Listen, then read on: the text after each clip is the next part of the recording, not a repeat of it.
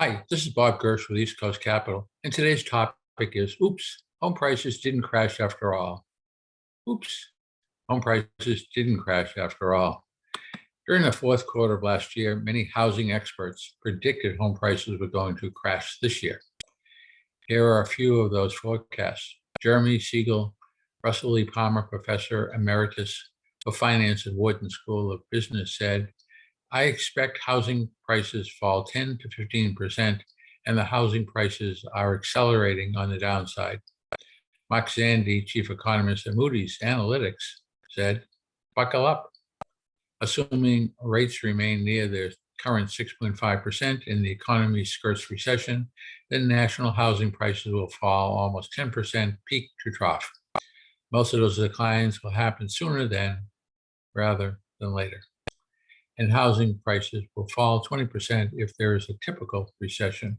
Goldman Sachs stated, housing is already cooling in the US, according to the July data reported last week.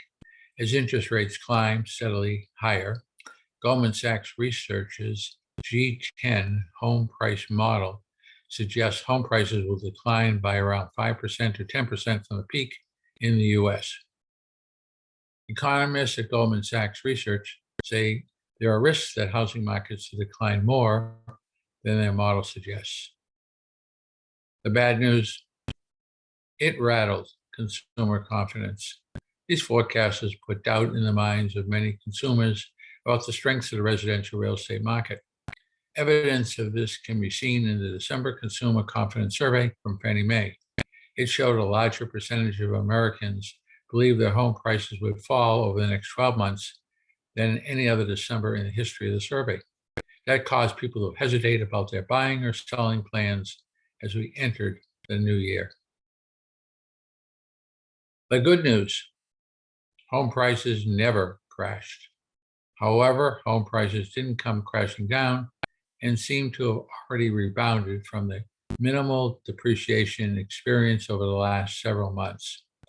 In a report just released, Goldman Sachs explained, the global housing market seems to be stabilizing faster than expected, despite months of rising mortgage rates, according to Goldman Sachs research. House prices are defying expectations and are rising in major economies such as the US.